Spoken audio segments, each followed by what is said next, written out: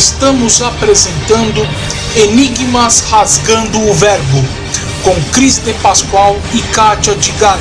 Produção técnica Mauro Dom Pedro.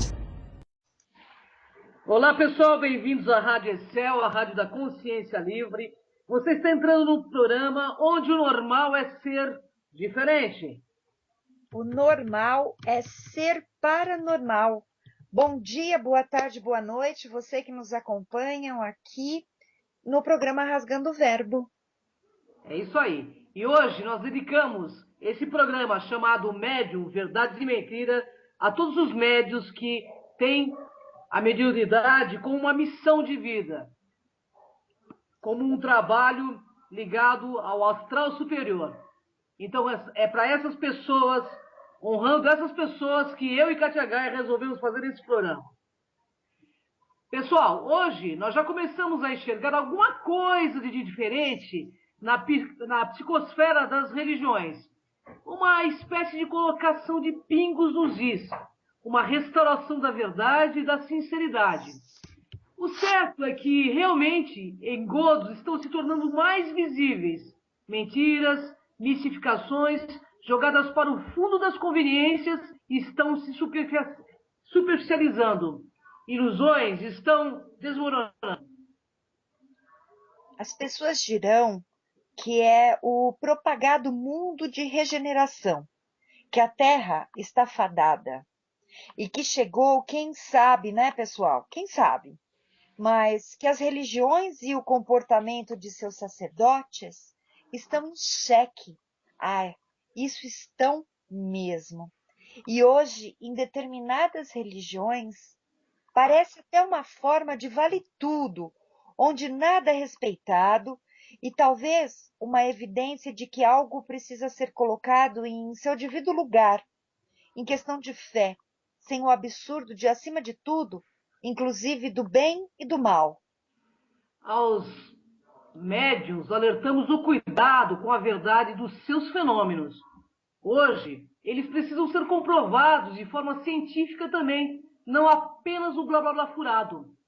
Vemos pessoas anunciando curas que nunca ocorrendo, usando formas de mistificação, consolando erros ao invés de esclarecê-los. Pastores tirando dos seus seguidores carros, motos, imóveis, dinheiros com suas hipnoses coletivas. É preciso que vivenciemos qualquer que seja o fato e devemos estar cientes de como corre o processo. Temos recebido dezenas de questionamentos acerca da mediunidade e de sua forma de manifestação de tal inconsciência, onde muitos se apoiam em descabidas falácias para dar mais credibilidade ao seu processo. Bobagem! As pessoas estão mais atentas a essas questões. Questione mesmo. É isso aí.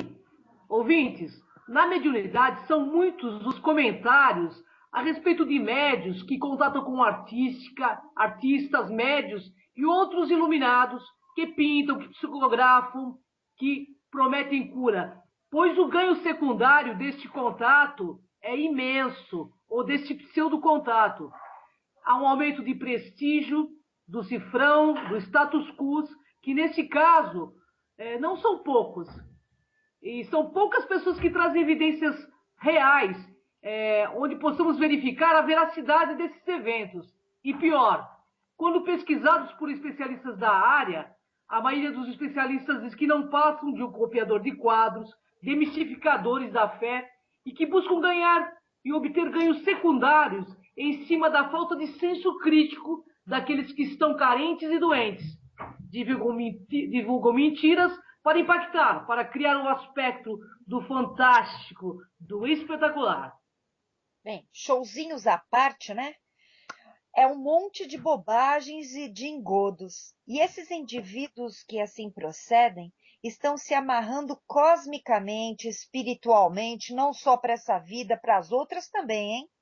Por promover fascinação das massas.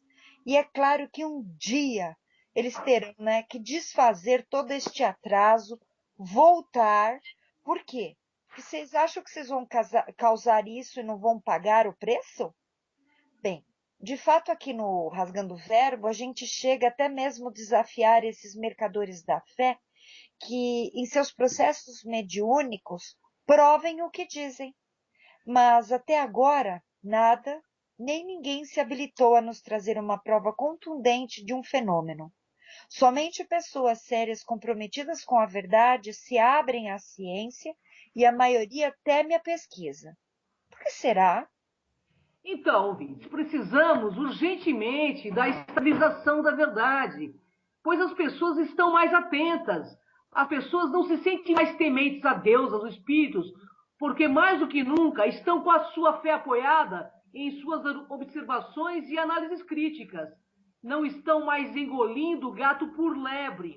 Estão acordando desse jogo hipnótico e robotizador causado por consciências negativas que invadiram os meios religiosos, por ver nele um verdadeiro mercado de troca para manter as consciências encarnadas aprisionadas nessa matrix.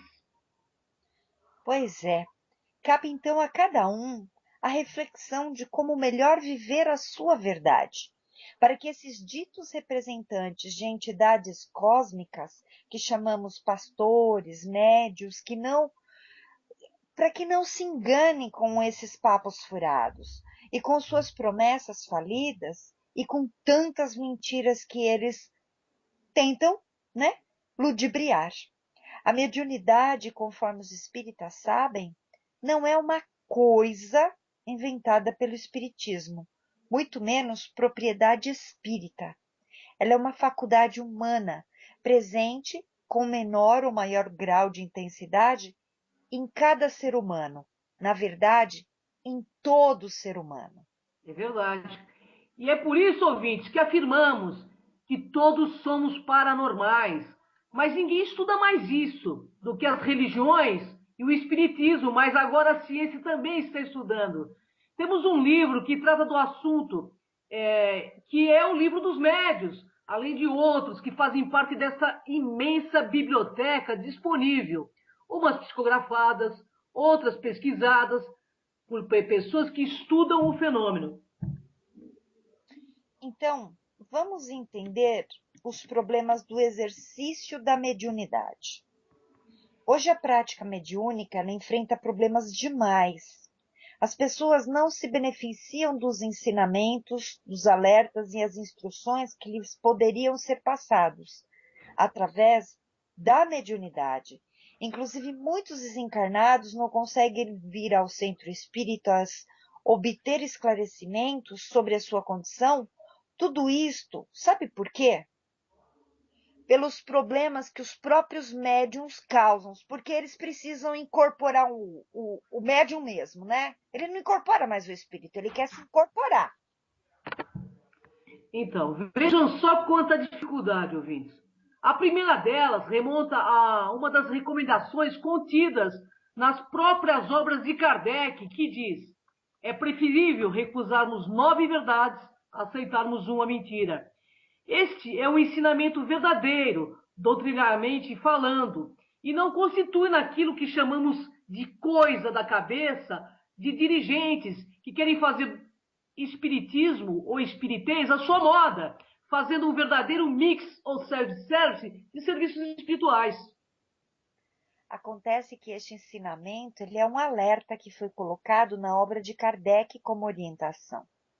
Mas alguns médios, em exagero de dosagem egóica, terminam utilizando da mistificação, restringindo assim o verdadeiro exercício da mediunidade, o que constrange demais os médiuns sérios quanto à sua prática real, porque faz com que algo sério perca a sua credibilidade por conta das mistificações ou até do animismo que ocorrem em larga escala.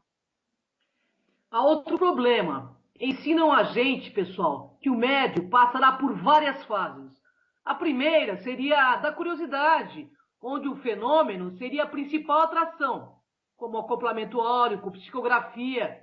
Depois viria uma fase onde o estudo seria o mais importante, até atingir uma outra fase, que o seria o da reforma íntima, com base nos princípios espiritualistas. Isso dói, né? Mas é melhor continuar o show. Mas vamos lá. Pois bem, Por causa disto, grande parte da liderança espírita acha que já passaram da tal fase do fenômeno e, em decorrência disto, restringe veementemente a prática da mediunidade. E hoje nós encontramos muitos centros espíritas sem qualquer atividade mediúnica e outros que têm, e restringe-se a uma meia dúzia de pessoas consideradas eleitas. Pois é, pessoal. Outro grande problema que encontramos, ao meu ver, representa um maior obstáculo, o problema da tal humildade, que é muito mal compreendida nos meios espiritualistas.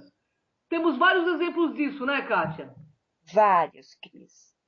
Em um determinado centro espírita, vimos os tais eleitos dirigentes e religiosos pousarem de santo, de falsos humildes, mas quando os conhecemos pessoalmente, são medíocres à beça.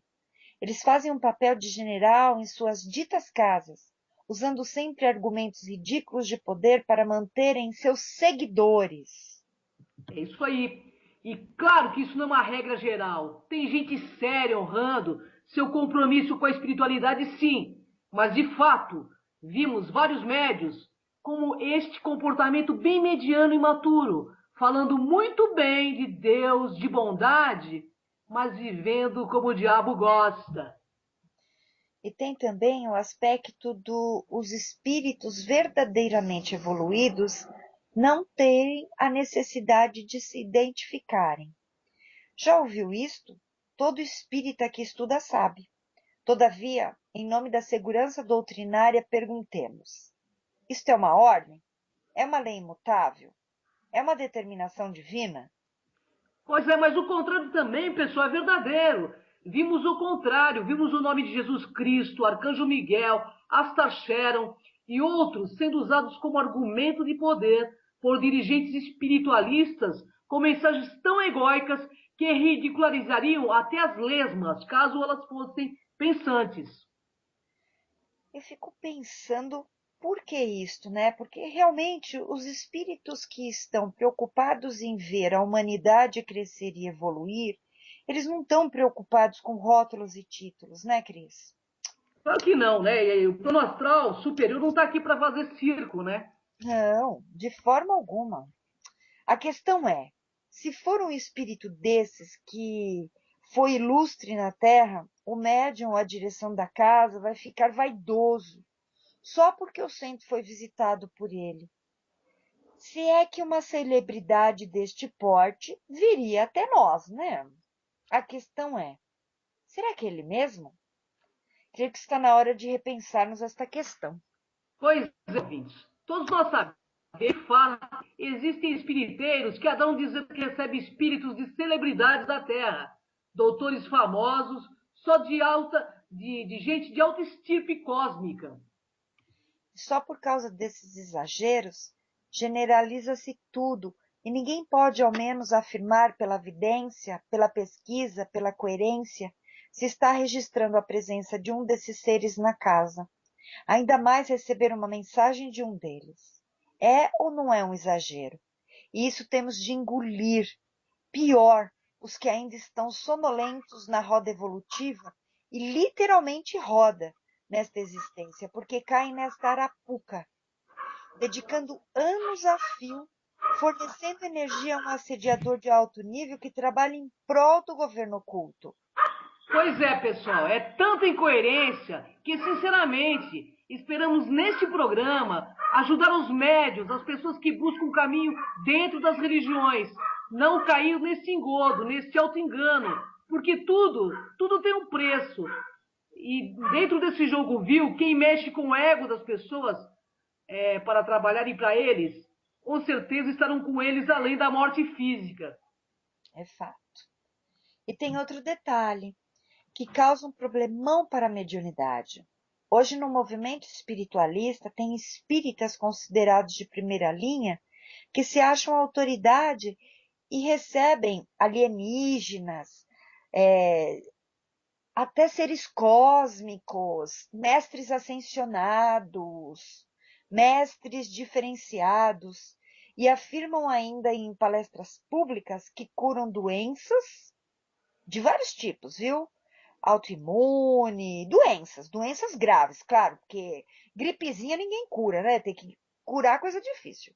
Sem nunca provar a ciência em nenhuma dessas causas, nem nessas curas, e muito menos os seus laudos científicos.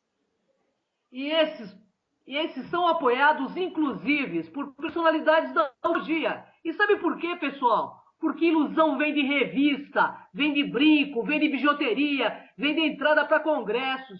E isso tudo para vocês, ouvintes, plainarem em um universo de gente alienada e se manter exatamente igual.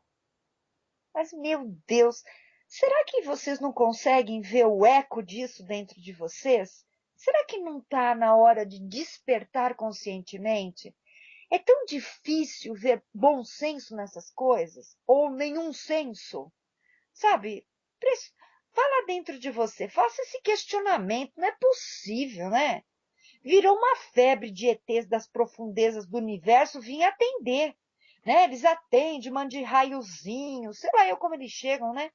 E eles vêm em centro espíritas, em reuniões, em divãs. Não que não seja possível, deve existir, é que ainda não me apresentaram as pessoas. Mas com que finalidade? Se são de outra galáxia e possuem tanta tecnologia, o que eles fariam dentro das religiões? Não é estranho? Digo isso porque religião é uma forma de controle de massas. E as pessoas estão Pessoal. desesperadas, né, Cris? É muito incoerente, né? Mas o mais interessante é quando perguntado a eles algo científico, tipo assim, qual o quadrante que fica o seu planeta? Eles nem sabem responder onde é seu planeta de origem e onde fica, muito menos a distância ou o quadrante. Fala sério, pessoal, não sabendo sequer a distância e o tempo que demora para chegar aqui. Fala sério, isso aqui é gostar de engodo, viu? É. Simplesmente, eles desconversam com outros papos furados. Não provam nada a ciência. Porque não pode, né? Ou porque não são os seres. Quem faz, mostra. Essa é a verdade. Temos aí João de Deus, que faz operações mediúnicas e que está aberto à ciência. Por que os outros não fazem o mesmo? Não estamos aqui para dizer que o fenômeno não existe, mas sim para dizer que tudo isso é muito nebuloso dentro dele. Por quê? A quem interessa esses engodos extrafisicamente? A quem interessa, Katia Gaia? A megas A quem? assediadores, né? Que querem manter a Matrix, com certeza. O que vemos, na realidade, é um mundo de gente em auto-enganos, enganando muitos e sendo enganados. Em nome de quem, afinal? Precisamos sim, em algum momento, sermos consolados para aliviar nossa dor, mas em seguida sermos esclarecidos para podermos lidar com ela e sairmos da zona de conforto e criarmos resiliência para saber lidar com as adversidades. E para isso, há que se ter coerência, pessoal, pois o real caminho de nossa evolução é obter autoconhecimento. Nós precisamos zelar pela coerência. Temos que ter cuidado, sim, analisar com critério, responsabilidade, bom senso e a seriedade de todas as manifestações mediúnicas, porque tem muito ego siderado batendo no peito que é médium, que recebe fulano, beltrano, mas é um engano deles. Por quê? Cris, muitas vezes as pessoas têm que saber que, como existem pessoas encarnadas negativas, existem também desencarnados Mas negativos. aí, Kátia, aí tá mexendo com o ego, entendeu? Claro, Eles vêem aquele monte de gente cercando, pedindo autógrafo, até por um guia. Eu já vi tanta palhaçada em centro espírita, né, sabe? E também ao contrário, vi centro espírita trabalhando e com muita seriedade. Então, eu fico me perguntando como que as pessoas não conseguem olhar para isso, sabe? Há que, verdade. ser, há que se ter bom senso, porque tem muito assediador, pessoal, se como amparador, utilizando inclusive da incoerência e do ego siderado desses ditos médios, e se nutrindo das nossas energias, e assim chipando um monte de gente em centros espíritas, em igrejas evangélicas, para manter nossa sociedade humana obnubilada, inconscientizada, apenas seguidora, consumidora, doente, buscando o quê? Um falso salvacionismo. Se é que isso é muita falta de senso crítico, né? E tem muita gente pousando feito mendigos espirituais. Por isso aqui no Enigmas dizemos questione, não acredite em tudo, aliás, não acredite mesmo. Tem muito lobo em pele de cordeiro, mas admitimos que o contrário também é verdadeiro.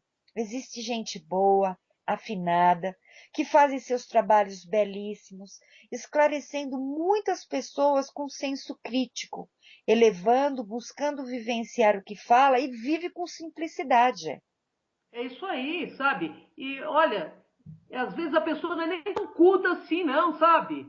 Na realidade, a pessoa realmente se dedica à espiritualidade, porque espiritualidade e mediunidade, pessoal, é algo missionário, não é algo mercenário, entende? Não é uma moeda de troca. E assim, chegamos à conclusão que falar em Deus, falar bonito, fazer doações com chapéus alheios, pousando de falsos bonzinhos, é bem diferente de fazer as coisas corretas. Olha, amigos, com critério para esse campo, para que não caia em nenhuma arapuca cósmica, não seja seguidor, seja mesmo questionador. E nesses anos de pesquisas, muitas vezes caímos na descrença, porque nós vimos líderes de centros de igrejas falando de amor, de fraternismo, mas agindo como verdadeiros abutres espirituais, prontos a tirar tudo de nós e mais um pouco. Afinal, para quem eles trabalham de fato? É verdade.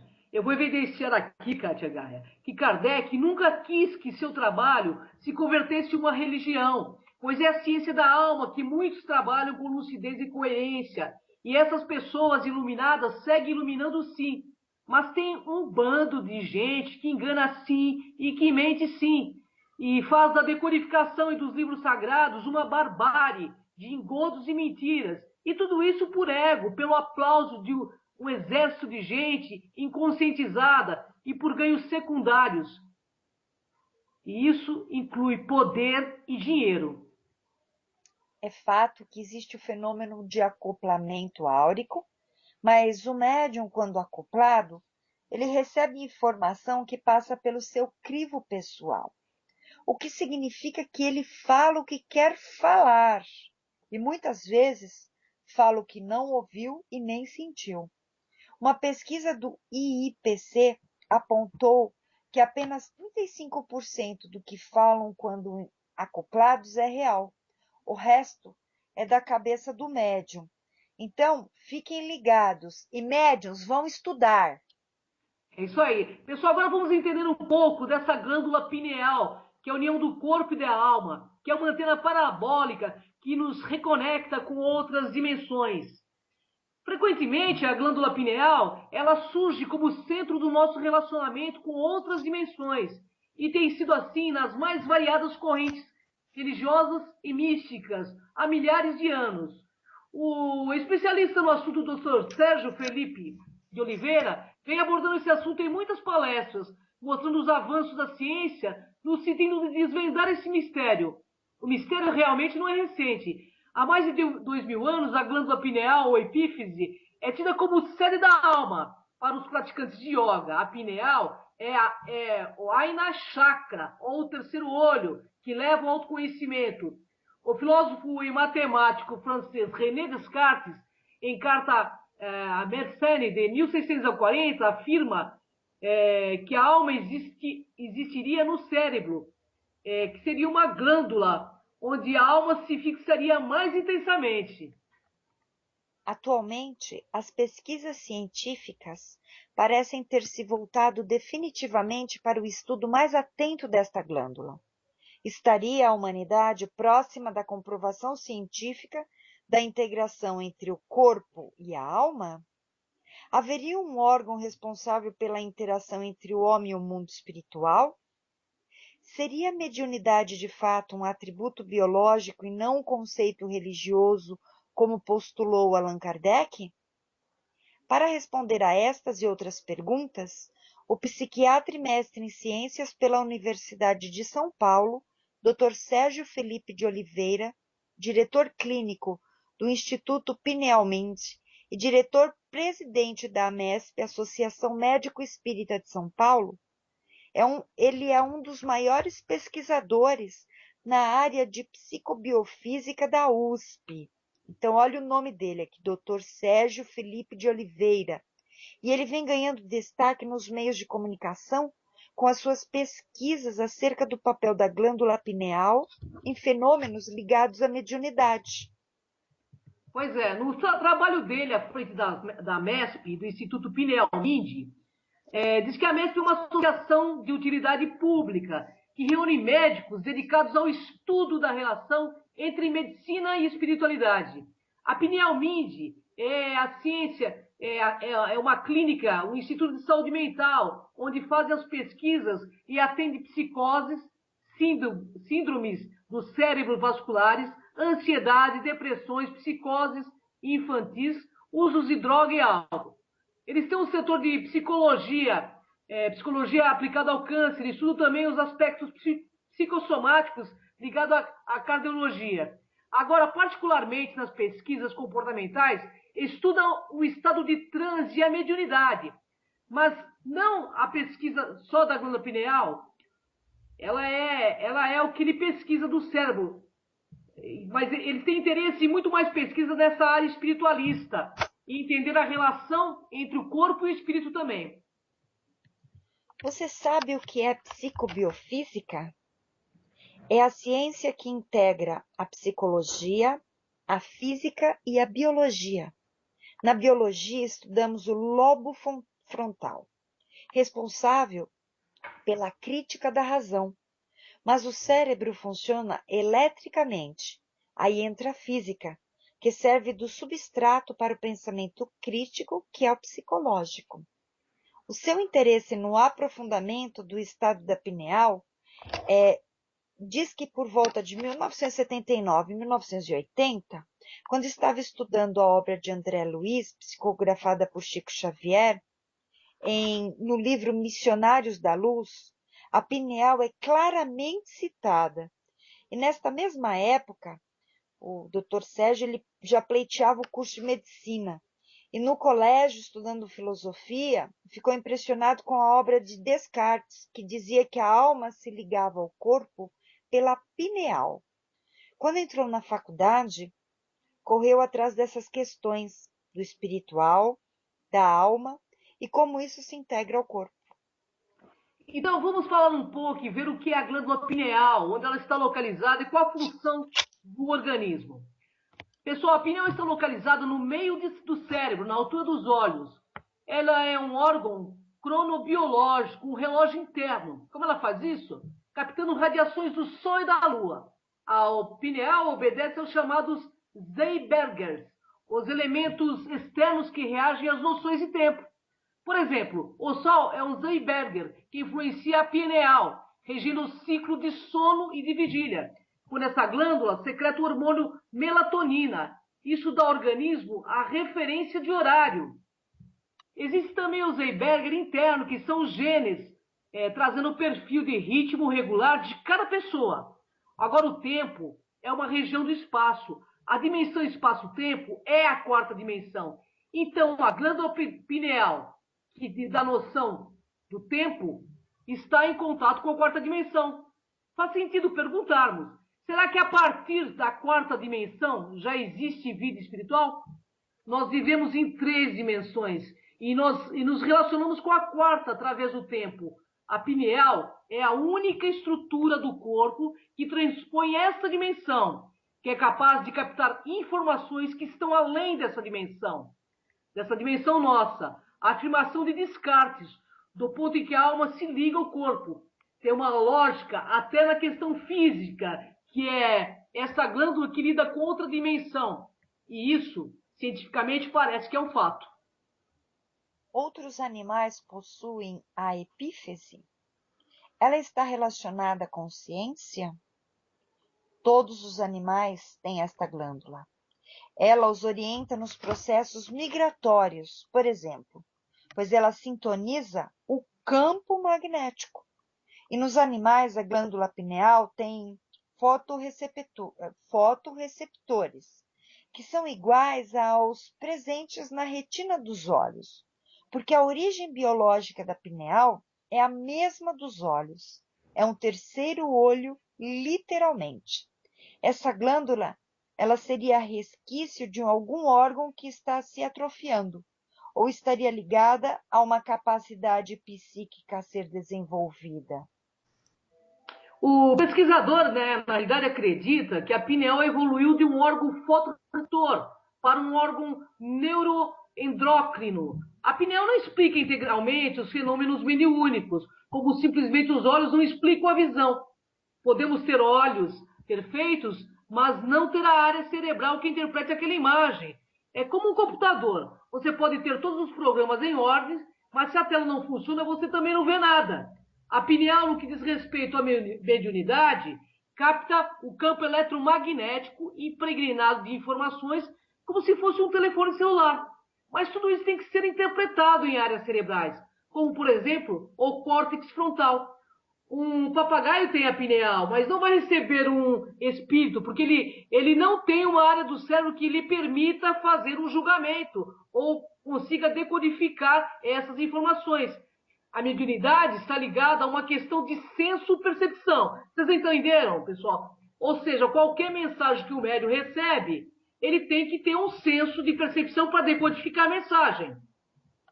Então, ela não basta a existência da glândula pineal, mas sim todo o cone que vai até o córtex frontal, que é onde você faz a crítica daquilo que absorve.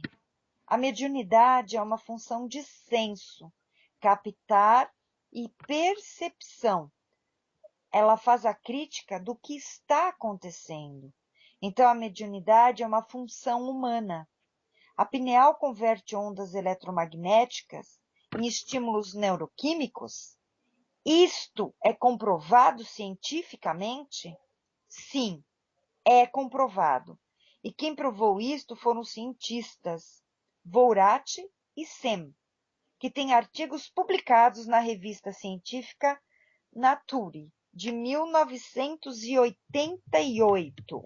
Pois é, ouvintes. A parapsicologia diz que esses campos eletromagnéticos podem afetar a mente humana. O Dr. Michel Persanger, da Laurentian University de Canadá, fez experiência com um capacete que emite ondas eletromagnéticas nos lóbulos temporais. As pessoas submetidas a essas experiências teriam tido visões e sentiram presenças espirituais. O Dr. Persinger atribui esses fenômenos à influência dessas ondas eletromagnéticas. E o que teria ele a dizer sobre isso? Vamos ver o que ele diria sobre isso. Ele diz o seguinte: o espiritual age pelo campo eletromagnético.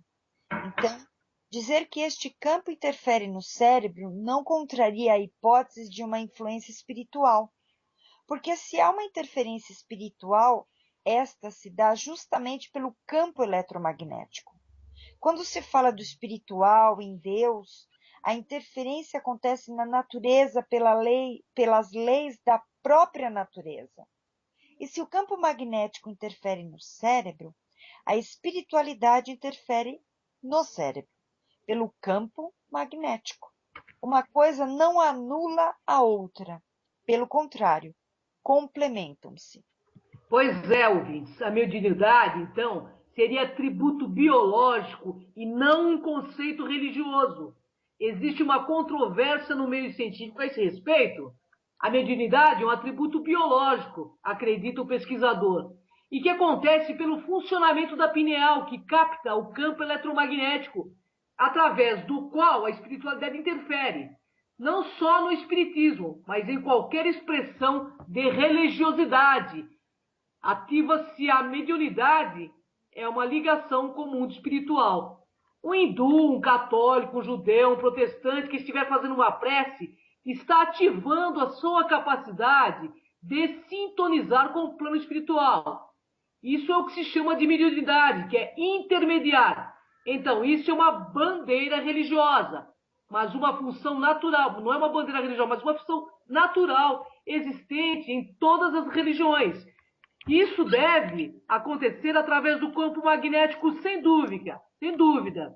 Se a espiritualidade interfere, é pelo campo eletromagnético, que depois é convertido pela pineal em estímulos eletroneuroquímicos. Não existe controvérsia entre ciência e espiritualidade, porque a ciência não nega a vida após a morte, não nega a mediunidade, não nega a existência do espírito. Também não há uma prova final de tudo e que se tudo isso existe. Não existe oposição entre o espiritual e o científico. Você pode abordar o espiritual com metodologia científica, e o espiritismo sempre vai optar pela ciência. Essa é uma condição precípua do pensamento espírita. Os cientistas materialistas que disserem esta é a opinião pessoal dele estão sendo coerentes. Mas se disserem que a opção materialista é a opinião da ciência, estarão subvertendo aquilo que é a ciência. A American Medical Association do Ministério da Saúde dos Estados Unidos possui vários trabalhos publicados sobre mediunidade e a glândula pineal. O Hospital das Clínicas sempre teve tradição de pesquisas na área da espiritualidade e espiritismo. Isso não é muito divulgado pela imprensa, mas existe um grupo de psiquiatras que estão defendendo teses sobre isso. Então, vamos entender como são feitas as experiências em laboratório. Existem dois tipos. Um, que é a experiência de pesquisa das estruturas do cérebro, responsáveis pela reintegração do espírito-corpo. E a outra é a pesquisa clínica das pessoas em transe mediúnico. São testes de hormônio, eletroencefalogramas, tomografias, ressonância magnética, mapeamento cerebral, entre outros. A coleta de hormônios, por exemplo, pode ser feita enquanto o paciente está em estado de transe e os resultados apresentam alterações significativas. As alterações em exames de tomografia, por exemplo, são exclusivas ou condizentes com outras patologistas. Os cientistas estão se questionando se descarta a hipótese de uma crise compulsiva ou convulsiva, né? Ele diz: isso é bem claro. A suspeita de uma interferência espiritual surge quando a alteração nos exames não justifica a dimensão ou a proporção dos sintomas. Por exemplo, o indivíduo tem uma crise convulsiva fortíssima. É feito o eletroencefalograma e aparece uma lesão pequena. Não há, então, uma coerência entre o que está acontecendo e o que o exame está mostrando. A reação não é proporcional à causa. A mediunidade mexe com o sistema nervoso autônomo, tem uma descarga de adrenalina, aceleração do ritmo cardíaco e o aumento da pressão arterial. Então, os cientistas explicarão qual a diferença de uma doença mental da mediunidade. Na doença mental, o paciente não tem crítica da razão. No transe mediúnico, ele tem essa crítica. Quando o médium diz que incorporou tal entidade espiritual, mas que ele, médium, continua sendo determinada pessoa, ele usou a crítica, julgou racionalmente o que aconteceu. Agora, o indivíduo que diz ser Napoleão Bonaparte, aí ele perde a crítica da razão, essa é a diferença. O que quer dizer que o indivíduo que esteja em psicose não possa estar em transe também.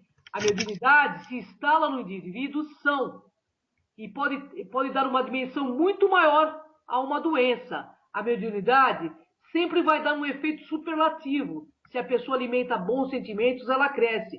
Se ela tem uma doença, aquela doença pode ficar fora de controle. O cientista explica que a pineal não se calcifica. Ela forma cristais de apatita e isso independe da idade. Esses cristais têm a ver com o perfil da função da glândula. Uma criança pode ter esses cristais na pineal em grande quantidade, enquanto um adulto pode não ter nada. Percebemos pelas pesquisas que quando um adulto tem muito desses cristais na pineal, ele tem mais facilidade de sequestrar o campo eletromagnético. Quando a pessoa tem muito desses cristais e sequestra esse campo magnético, este campo chega a um cristal e ele é repelido e rebatido pelos outros cristais. E este indivíduo, então, apresenta mais facilidade no fenômeno da incorporação. Ele incorpora o campo com as informações do universo mental de outrem. É possível visualizar esses cristais na tomografia. Observamos que quando o paciente tem muita facilidade de desdobramento, ele não apresenta esses cristais. Pois é, ouvinte, sabemos que a mediunidade da criança é diferente de um adulto. É uma mediunidade anímica, é de saída. Ela sai do corpo e entra em contato com o mundo espiritual. A pineal pode ser estimulada com a entoação de cânticos, como mantras, como pregam os místicos. A glândula está localizada em uma área cheia de líquido, diz os cientistas. Talvez o som desses mantras façam vibrar um líquido, provocando alguma reação na glândula. Os cristais também recebem influências de vibração.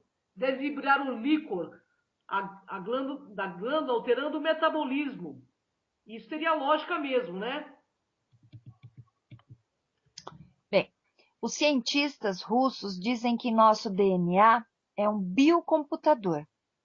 Pesquisas científicas estão explicando os fenômenos como a clarividência, a intuição, atos espontâneos de cura e autocura e outros. Quando os cientistas começaram a desvendar o mundo da genética, compreenderam a utilidade de apenas 10% do nosso DNA. O restante 90% foi considerado DNA lixo, ou seja, sem função alguma para o corpo humano. Porém, pessoal, esse fato foi motivo de questionamentos, pois alguns cientistas não acreditavam que o corpo físico traria algum elemento que não tivesse alguma utilidade. E foi assim que o biofísico russo e biólogo molecular, Piotr Gargash, e seus colegas iniciaram pesquisas com equipamentos de ponta, com a finalidade de investigar os 90% do DNA não compreendido. E os resultados apresentados são fantásticos, atingindo aspectos antes considerados esotéricos no nosso DNA. Vamos entender o que os pesquisadores estão concluindo. O DNA, ele tem capacidade telepática. A partir das últimas pesquisas, cientistas concluíram que o nosso DNA é receptor e transmissor de informações além tempo e espaço. Segundo estas pesquisas, o nosso DNA gera padrões que atuam no vácuo, produzindo os chamados buracos de minhoca magnetizados. São buracos de minhocas microscópicos, semelhantes aos buracos de minhocas percebidos no universo. Sabe-se que buracos de minhocas são como pontes ou túneis de conexões entre áreas totalmente diferentes no universo, através das quais a informação é transmitida fora do tempo e do espaço. Isto significa, ouvintes, que o DNA atrai informação e as passa para as células e para a consciência, uma função que os cientistas estão considerando como a internet do corpo físico, porém muito mais avançada que a internet que entra em nossos computadores. Essa descoberta leva a crer que o DNA possui algo que se pode chamar de telepatia interespacial e interdimensional. Em outras palavras, o DNA está aberto à comunicação e mostra-se suscetível a elas. Pesquisas relacionadas à recepção e transmissão de informações através do DNA estão explicando os fenômenos como a clarividência, a intuição, atos espontâneos de cura e autocura, pela reprogramação do DNA através da mente e das palavras. O grupo de Garyaev descobriu também que o DNA possui uma linguagem própria, contendo uma espécie de sintaxe gramatical, semelhante à gramática da linguagem humana. levando-os a concluir que o DNA é influenciável por palavras emitidas pela mente e pela voz, confirmando a eficácia das técnicas de afirmação, de hipnose ou de auto-hipnose e de visualizações positivas. Olhe só que maravilha! Pois é, Katia Gaia, esta foi uma descoberta impressionante, pois diz que se nós adequarmos as frequências da nossa linguagem verbal e das imagens geradas pelo nosso pensamento, o DNA se reprogramará, aceitando uma nova ordem e uma nova regra a partir da ideia que está sendo transmitida. O DNA, nesse caso, pessoal, recebe a informação das palavras e das imagens do pensamento e as transmite para todas as células e moléculas do corpo, que passam a ser comandadas segundo o novo padrão emitido pelo DNA. Os cientistas russos estão sendo capazes de reprogramar o DNA em organismos vivos, usando as frequências de ressonância de DNA corretas e estão obtendo resultados bem positivos, especialmente na regeneração do DNA danificado. Utilizam para isto a luz laser codificada como a linguagem humana para transmitir informações saudáveis ao DNA.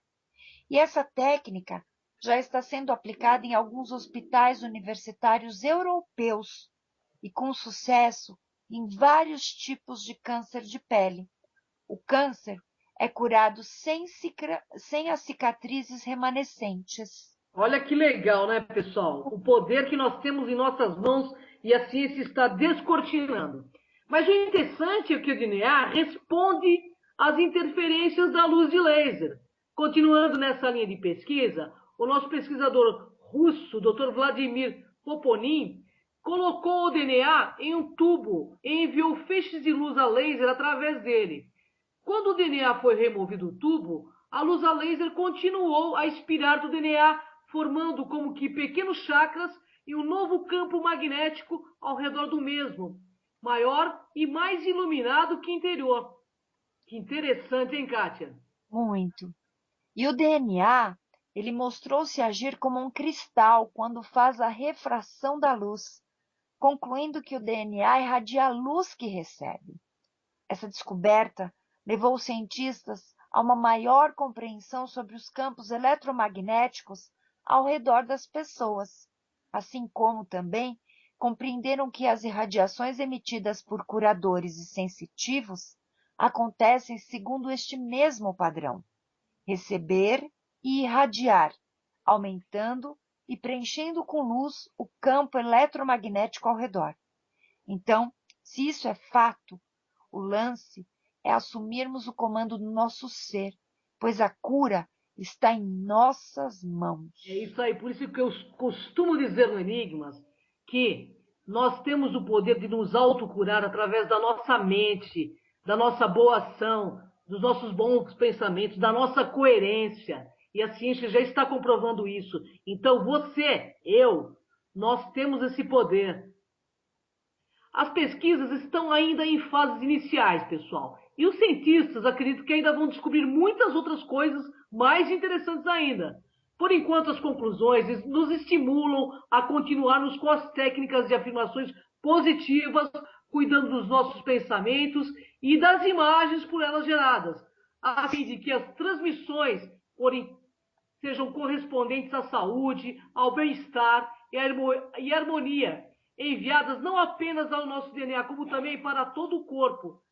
Tenho certeza que o nosso DNA agradece por suas informações positivas e transmitidas a ele.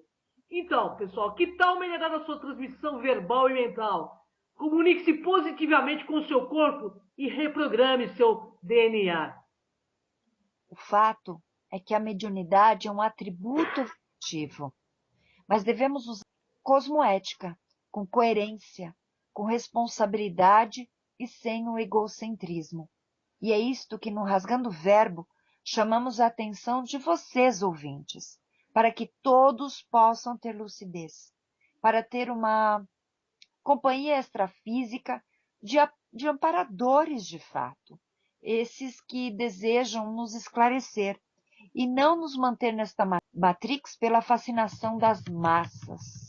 E também para que o nosso ouvinte não coloque o seu poder na mão dos outros, mas que tenha a capacidade de usar seus dotes para promover sua própria autocura, por meio do autoconhecimento, e assim ter mais luz interna para resolver melhor os problemas do dia a dia que enfrentam. E assim obter mais resiliência para saber fazer melhores escolhas, pessoal. Portanto, questione sempre. Questione quem está por trás deste médium, do amparador. Se é um amparador, se é um assediador, use seu senso crítico. É simples saber. É só entender que esses seres evolutivos, eles não fazem show, nem circo, e nem espíritos de planos superiores, eles vêm para cá para ficar batendo papinho furado, né? Verdade, Katia Gaia. Até porque tem muito trabalho a fazer nessa orbe de granito chamado Terra. Eles têm muito o que fazer para ajudar a trazer a luz da consciência para todos nós aqui na Terra e ajudar a restabelecer esse plano de luz aqui e agora. Então, pessoal, estejamos atentos, porque este mundo, este planeta, não é dos espertos, é dos despertos. Vamos encerrar o programa, mas eu deixo aqui os contatos para que vocês conheçam o nosso site, que é o www.programaenigmas.com.br. Lá você tem acesso a todo o nosso trabalho. Também você pode acessar no YouTube todos os programas anteriores através do Crom TV, que é o nosso canal. E você pode participar também dos nossos programas todas as terças-feiras pela TV Facebook, www.tvfacebook.com.br, a partir das 11h30 até o meio-dia. E obrigada, Cris. Gratidão, Katia Gaia. Até o próximo, pessoal, Rasgando o Verbo. Até. Acabamos de apresentar Enigmas Rasgando o Verbo.